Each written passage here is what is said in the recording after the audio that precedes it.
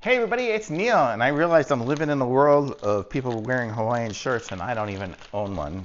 Until now! I do now! Check it out. So this is one here I got. Let's see if I can open it without doing it. Look how thin it comes. It comes like super thin because I was just like compressed all the air out of it all together. So it's really cool the way they pack these things nowadays. And this is what it looks like here. It's really cool. I got a size large. And it is it this one here? It is a men's Hawaiian shirt, light blue. So that's what this particular one is here.